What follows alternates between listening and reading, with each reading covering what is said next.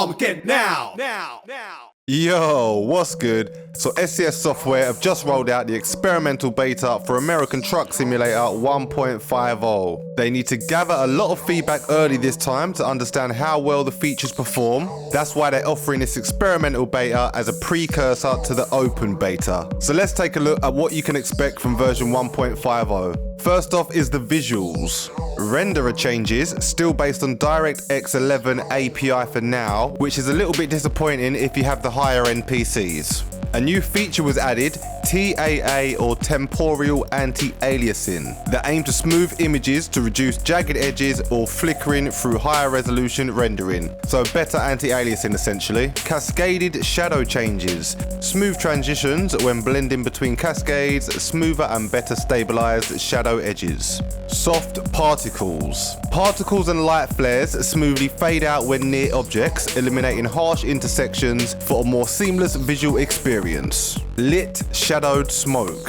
Smoke particles with enhanced volume perception and shading from sunlight, providing a more realistic and immersive atmosphere. Far shadows, ever-present shadows from distant large objects like factory halls, skyscrapers and road overpasses, with the option to toggle them off in the options menu. Optimized light computation. Dynamic lights are evaluated in a single pass, known as clustered lighting, improving performance in night scenes. Well, that all sounds promising, my G's. Anything that improves graphical fidelity, I'm all for it. Right, onto the UI. They are introducing a substantial UI design update, which consists of a home screen redesign, persistent status bar, quick menu, new fonts, icons, and more. The result should be a clearer look on 2K and 4K resolutions. Though functionally, a lot of work was invested into making them work more comfortably with a gamepad or steering wheel, requiring less time reaching for a mouse and keyboard. As some of you may know, that is pretty annoying. The eagerly awaited third phase of the California rework is focused on Central California.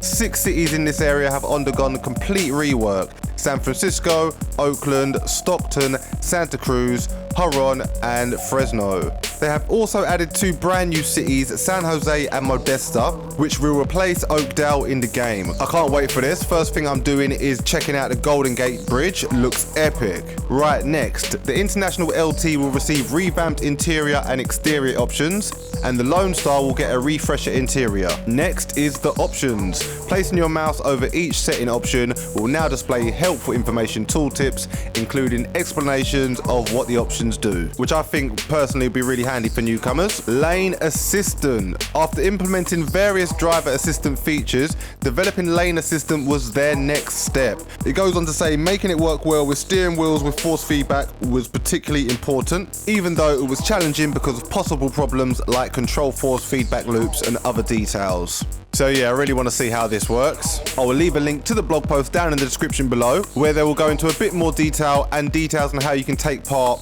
It is an experimental beta, not an open beta, so they're basically waiting for people to encounter bugs, instability and crashes, and this version is only for them to gain feedback from the community. So let me know down in the comments what part of the new update you're most looking forward to, and until next time, I'll catch you on the flip side. It's Armageddon now, and the resistance.